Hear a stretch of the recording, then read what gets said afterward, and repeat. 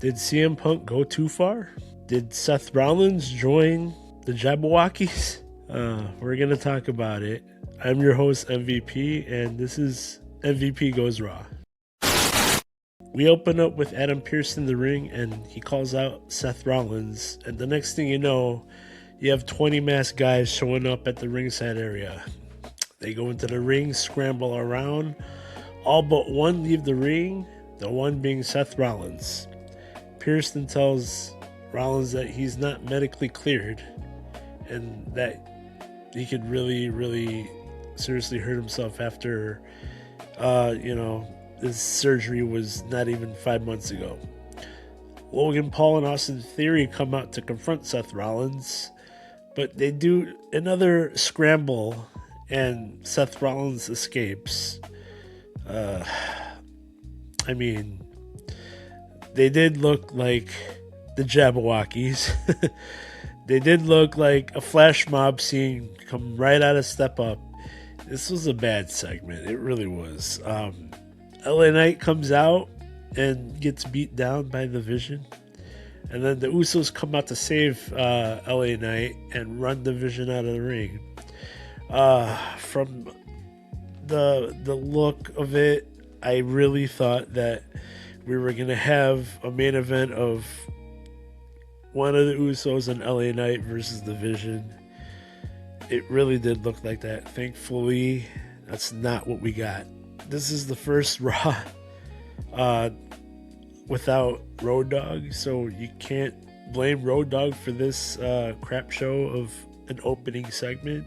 Once again, they fall short on opening hot, and this maybe on paper might have looked cool, but this was anything but cool. This was a shit show. This was like these masked men. They look like the debut of Retribution back before they had those goofy masks. This was really bad. Next up, we have Bayley winning the gauntlet match, defeating Lyra Valkyria, Io Sky, Ivy Nile, Asuka, and Raquel Rodriguez. I do have to note, Ivy Nile once again showed out in this match. Showed very good, and she's definitely becoming a really good professional wrestler.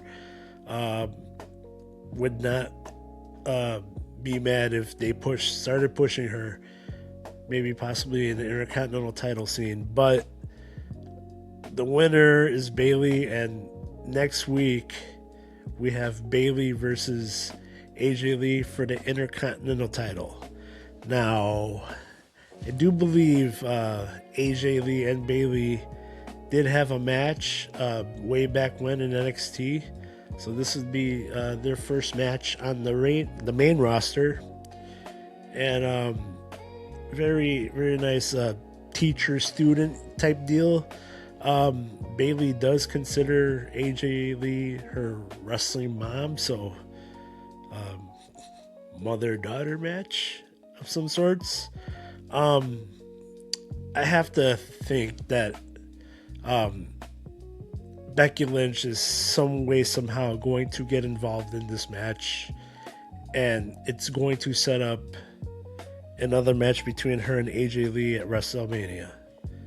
So next week they're going to have to start getting that ball rolling. Next up, we have Penta defeating Kaiser Americano to retain the Intercontinental Championship. Now, before this match starts, we had Gable Americano, because this originally was supposed to be Gable Americano versus Penta for the IC title. In the back, Gable Americano, he stood face to face with Danhauser, and Danhauser cursed Gable Americano.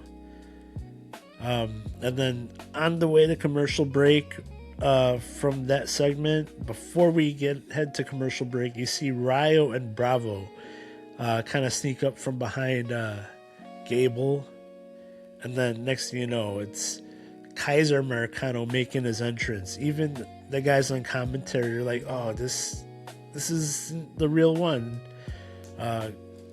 The original Grande Americano is supposed to have this match.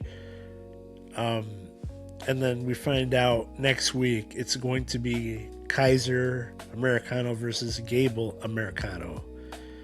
Now, the Americano brothers will definitely be involved in this match. And like I've been saying in the weeks prior, it's going to have to come to a head at WrestleMania in a mask versus mask match. And I'm thinking Gable Americano is going to lose this match, and he's going to have to unmask and beat Chad Gable again. The next segment brings out something that I've been wanting for quite some time. It's Finn Balor getting kicked out of the Judgment Day. Dom and the rest of the Judgment Day are out in the ring. He calls out Finn saying, hey, you were the reason why I lost my title. Hopefully you went to Pierce to get me my rematch. Finn saying, hey, if you want to be the greatest Mysterio of them all, you have to do stuff on your own. And maybe that Ray was right. You're just a lazy prick. And Dom pushes Finn, and then Finn just not taking it anymore. Starts to attack Dom, and then JD, his boy JD, turns his back on Finn. Thus, the Judgment Day kicking Finn out. And we are one step closer to the Judgment Day ending. And one step closer for Finn and Dom to have their match at WrestleMania. Obviously, it won't be for the Intercontinental Championship anymore because Penta did defeat Dom, but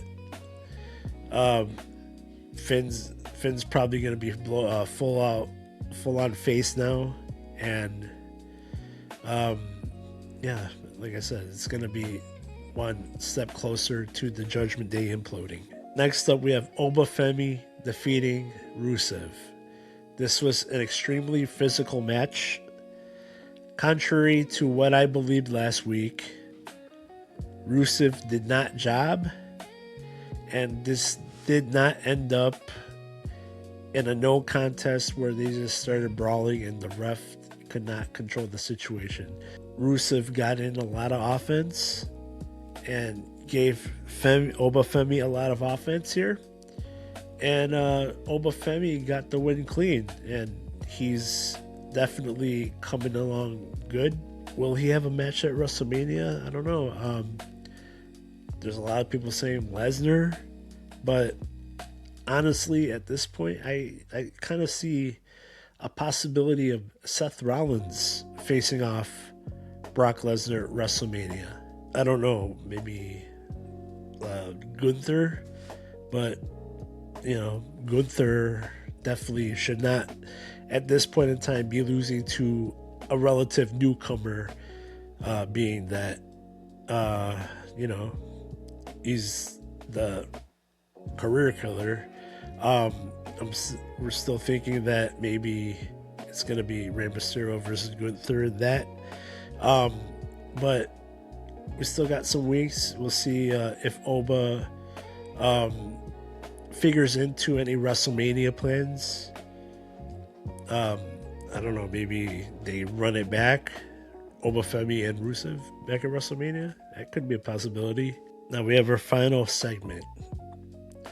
CM Punk comes out to the ring.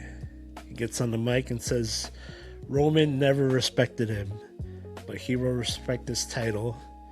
Reminds everyone that the World Heavyweight title was created because Roman did not defend his titles. Punk stresses that he is a fighting champion, and if you stand across me, you must level up. Brings up last week's comments and says that unfortunately he had to stoop down to Roman's level. And Usos immediately come out.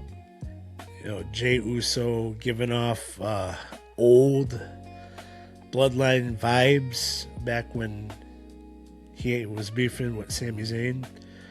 He's very pissed, very intense. He demands an apology from CM Punk.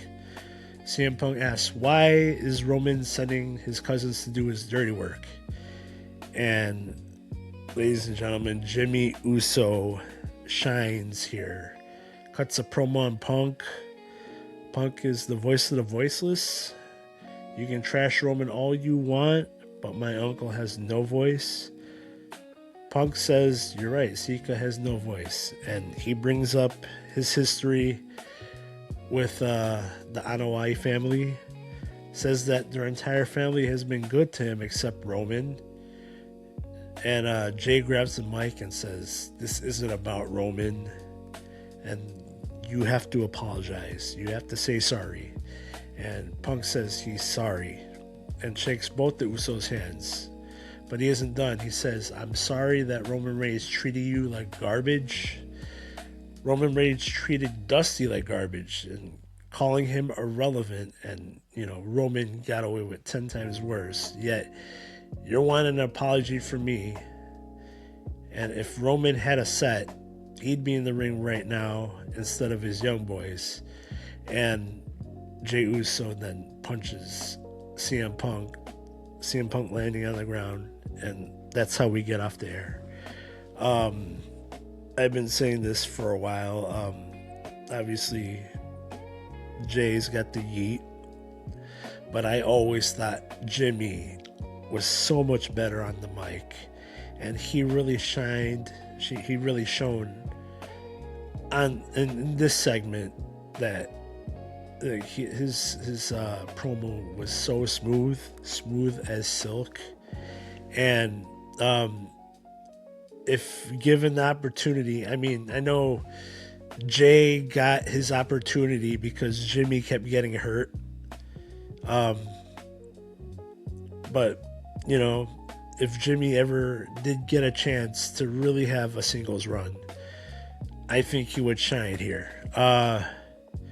This is really giving off, reality vibes. Like, this is real stuff here. And this WWE is selling this like you don't know where reality starts or reality ends, and kayfabe starts. Now, there's a lot going on here. Initially, I'm thinking it's the Usos versus the Vision for the tag titles at Mania, and it still could go that way. The Usos could also get involved in this title match. If it can go either way here. Punk loses the title, you could see maybe the Usos turning heel and thus Roman turning heel. The Usos interfering on behalf of the tribal chief, or the Usos could get involved here and heeding all of CM Punk's words about Roman Reigns treating him like garbage, interfere on behalf of CM Punk, so Punk would retain the title at Mania. It's a lot of way to go here, and we have 4 more weeks leading up to WrestleMania. And if wrestling's still real to you, damn it, please comment below. And if you're new here, this is Triple Threat Wrestling. Please comment, subscribe. We bring wrestling content to you all the time. And in the description, we have a link tree to all our affiliate links. If you want this CM Punk hoodie I'm wearing, you can get that. Bam Adebayo from the Miami Heat just scored 83 points tonight. If you want to get his Miami Heat jersey, you can get that. You can and you should. But if you do, please go through our affiliate links so it gives us a little kickback. This was another episode of MVP Goes Raw. I'm MVP and you're not. See you next time.